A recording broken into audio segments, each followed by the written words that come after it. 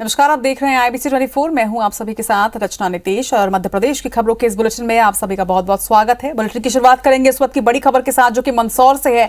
मंदसौर में शराब पीने से 3 लोगों की मौत हुई है। वहीं एक शख्स को जिला अस्पताल में भर्ती करवाया गया है। परिजनों ने जहरीली शराब से मौत का आरोप लगाया है। वहीं पुलिस और आबकारी विभाग जांच में जुटी हुई है। पिपलिया मंडी थाना क्षेत्र के खकरे गांव का ये पूरा मामला है। बताया जा रहा है अवैध शराब बेचने वाले के मकान को तोड़ने के निर्देश दे दिए गए हैं। बता दें कि मंदसौर कलेक्टर ने ये निर्देश जारी किए हैं। वहीं निर्देश के बाद मकान को तोड़ने की कार्रवाई इस वक्त जारी है। शराब पीने से 3 लोगों की मौत पर इधर कमलनाथ का ट्वीट भी सामने आया है। उन्होंने कहा है कि प्रदेश के आबकारी मंत्री के क्षेत्र में ये स्थिति है। कब टंगेंगे कब लटकेंगे, माफियाओं के हौसले बुलंद हैं। इस पूरी घटना की उच्च स्तरीय जांच हो, ये कहना कमलनाथ का। वहीं पीड़ित परिवार की हर संभव मदद करने के लिए भी मांग रखी है कमलनाथ ने। तो मंदसौर से बड़ी खबर, जहां पर शराब पीने से 3 लोगों की मौत हुई है, बताया जा रहा है। इसके साथ ही एक शख्स को जिला अस्पताल में भी भर्ती करवाया गया है। वहीं मृतकों के परिजनों ने जहरीली शराब से मौत का आरोप लगाया है। बता दें कि पुलिस और आबकारी विभाग इस पूरे मामले की जांच में जुट चुका है। बताया जा रहा है कि ग्राम खकरई का ये पूरा मामला है, जहां पर जहरीली शराब पीने से 3 लोगों की मौत हुई है। इसके साथ ही लगातार कार्रवाई भी जारी है। अवैध शराब बेचने वाले के मकान को तोड़ने के निर्देश दे दिए गए।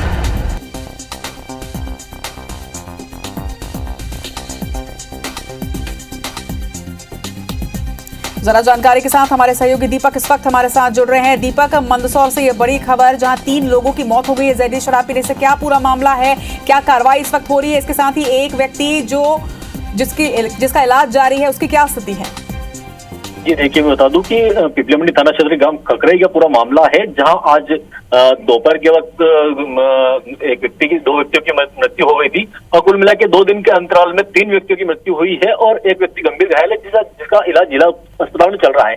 पूरा मामला आबकारी मंत्री जगदीश देवड़ा के उनके विधानसभा क्षेत्र का है, जो कि पिपलिया मंडी बड़ा क्षेत्र है और यहाँ पर लगातार आरोप लगते रहे कि ये जो जहरीली शराब है या जो शराब है वो अवैध शराब है, वो बिकती है और इसको लेकर कई बार आरोप भी लगे। लेकिन आज जिस तरह से 3 व्यक्तियों की मौत सामने आई है और एक व्यक्ति गंभीर घायल है, जिनका इलाज जिला अस्पताल चल रहा है, तो कुल मिलाकर प्रशासन ने ताबड़तोड़ कार्रवाई जरूर की है। लेकिन अगर इससे पहले ही अगर इन चीजों पर रोक लगा दी जाती या इनको पहले ही संज्ञान में लाया जाता, तो शायद ये जो 3 मौतें हुई है वो 3 मौतें आज नहीं होती। आज उनके परिवार में जो लोग गए हैं वो उनके परिवार का मुखिया थे और ऐसे में अगर वो परिवार भी आज जिस तरह से निधन की तरह हो गया है, तो कुल मिलाकर आबकारी जो मंत्री है जगदीश देवड़ा, उनका विधानसभा क्षेत्र का ये पूरा गांव है और उसी का मामला है, तो बड़ी चूक यहाँ कही जा सकती है। फिलहाल जो आरोपी है उनके मकान और उनका जो ठिकाना है। दीपक, आपको यहाँ पर रोकना चाहूंगी, आप हमारे साथ बने रहिएगा। यहाँ पर आबकारी मंत्री जगदीश देवड़ा का बयान भी सामने आया है, आपको वो भी सुनाते हैं। उन्होंने क्या कुछ कहा है। खंकराई की घटना दुखद और दुर्भाग्यपूर्ण है। कलेक्टर और एसपी को तत्काल कार्रवाई के निर्देश दिए हैं। कोई भी दोषी हो बख्शा नहीं जाएगा, ये कहना आबकारी मंत्री का। क्या कुछ उन्होंने कहा, ये भी आपको सुनवाएंगे। तो ये बड़ी खबर, जिस तरह से आबकारी मंत्री के क्षेत्र की ये घटना है और लगातार विपक्ष अब उन पर निशाना साध रहा है। इस बीच आबकारी मंत्री का ये बयान भी सामने आया है। कलेक्टर और एसपी को तत्काल कार्रवाई के उन्होंने निर्देश दे दिए हैं। इसके साथ ही इस घटना को उन्होंने दुखद भी बताया है। साथ ही ये भी कहा है कि कोई भी दोषी हो उसे बख्शा नहीं जाएगा, कड़ी कार्रवाई की जाएगी।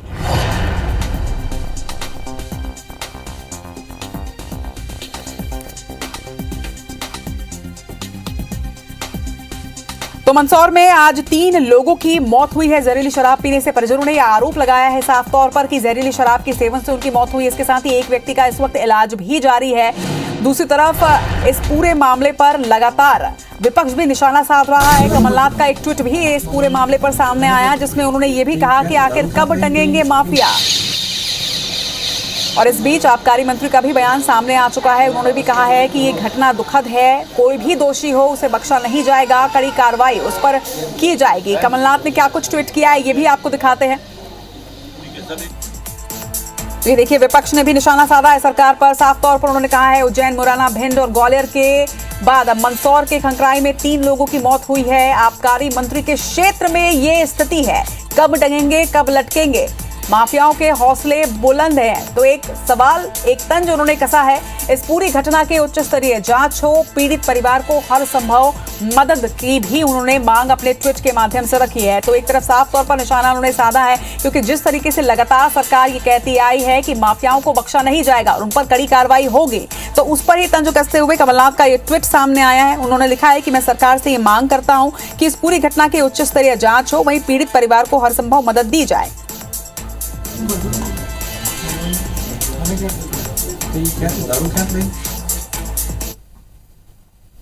मंदसौर जिले के ग्राम खंकरई में जो घटना हुई है वो दुर्भाग्यपूर्ण घटना है।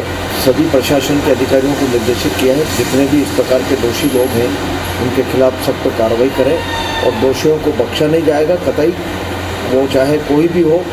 और जिन लोगों की मृत्यु हुई है उनके प्रति मैं संवेदना व्यक्त करता हूँ।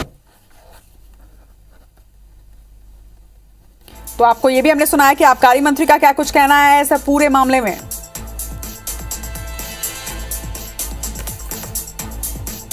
और इस खबर पर और ज्यादा जानकारी के साथ हमारे सहयोगी सत्येंद्र भदौरिया हमारे साथ इस वक्त जुड़ रहे हैं। सत्येंद्र, प्रदेश में लगातार जहरीली शराब के सेवन से कई बार ये हो चुका है कि लोगों की जान गई है, लोग मौत के मुंह में समा चुके हैं। हर बार जब ऐसी मौतें होती हैं तब इस तरह की बात कही जाती है कि कार्रवाई होगी, इस पर रोक लगाई जाएगी, लेकिन उसके बाद फिर एक और हादसा होता है। तो ये निश्चित तौर पर एक बड़ा सवाल खड़ा करता है।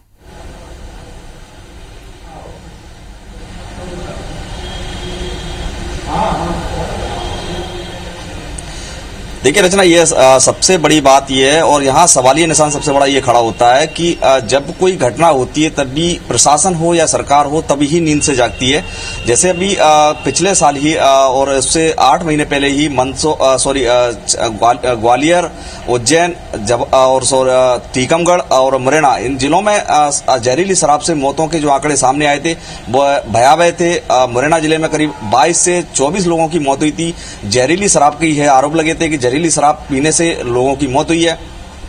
उसके साथ ही टीकमगढ़ जिले में भी 3 लोगों की मौत हुई थी, वहां भी जहरीली शराब के आरोप लगे थे, जहरीली शराब से मौत बताई गई थी।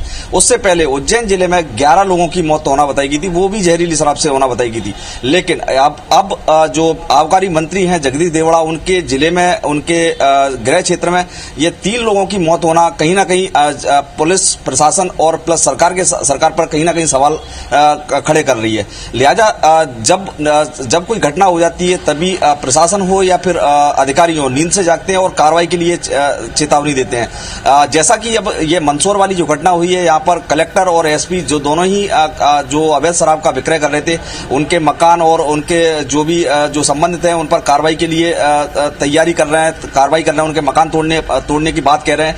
लिहाजा इससे पहले अगर ये पुलिस को अगर जानकारी थी कि यहाँ पर अवैध शराब की बिक्री हो रही है तो पुलिस इससे पहले कार्रवाई करती तो शायद ये जो 3 मौतें हुई हैं ये मौत ना होती। जी बिल्कुल सही कह रहे हैं आप सत्येंद्र, की कार्रवाई और मुआवजा के पहले ही इस तरह से मध्य प्रदेश में होने वाले 3 विधानसभा के उपचुनाव और खंडवा लोकसभा उपचुनाव को लेकर बीजेपी ने सरकार और संगठन के स्तर पर जिम्मेदारियां तय कर दी हैं। बीजेपी के राष्ट्रीय संगठन मंत्री शिव प्रकाश, प्रदेश प्रभारी मुरलीधर राव, मुख्यमंत्री शिवराज सिंह, प्रदेश अध्यक्ष वीडी शर्मा, सरकार के मंत्रियों और प्रदेश पदाधिकारियों के साथ चली मैराथन बैठक के बाद उपचुनाव के लिए प्रभारियों के नाम का ऐलान कर दिया गया है।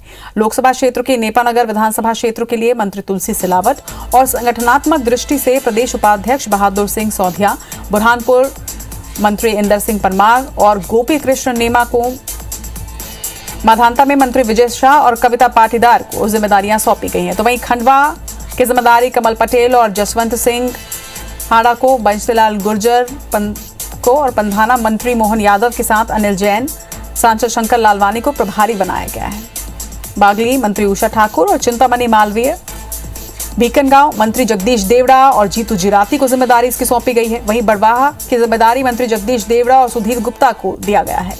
पृथ्वीपुर विधानसभा उपचुनाव के लिए मंत्री अरविंद सिंह भदौरिया, भारत सिंह कुशवाहा और चौधरी मुकेश सिंह चतुर्वेदी, ललिता यादव, प्रभुदयाल कुशवाहा को प्रभार सौंपा गया। इसके साथ ही रैगांव विधानसभा उपचुनाव के लिए मंत्री राम खिलावन पटेल, बिजाहुलाल सिंह, ब्रजेंद्र प्रताप सिंह और सांसद गणेश सिंह राजेंद्र शुक्ला, सरदेंदु तिवारी, योगेश ताम्रकार, राजेश पांडे संचालन करेंगे।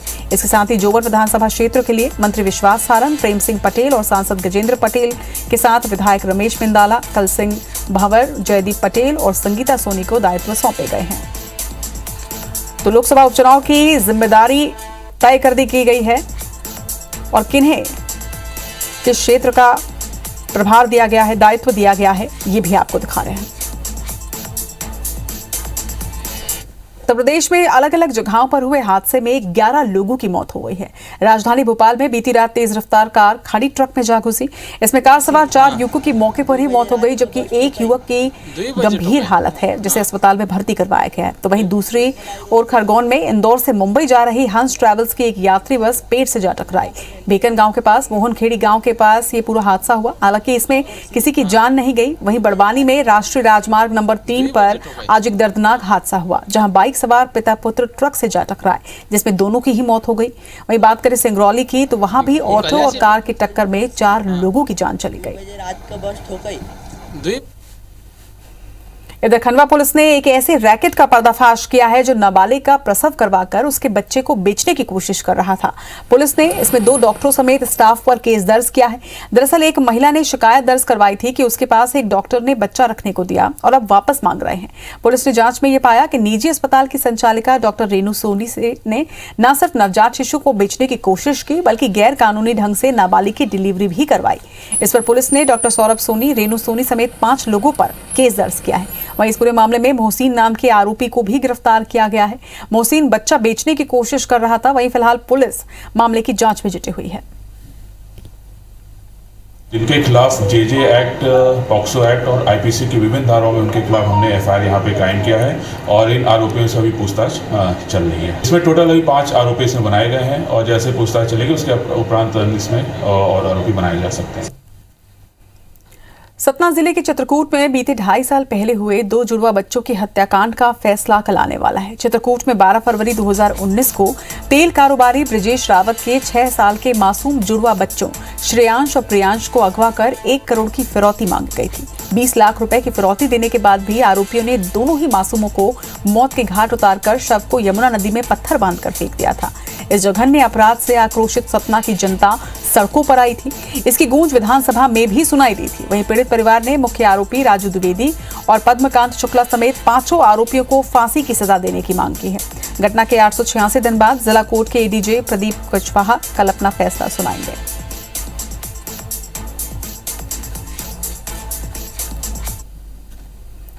और इसी के साथ इस बुलेटिन में फिलहाल इतना ही। नमस्कार।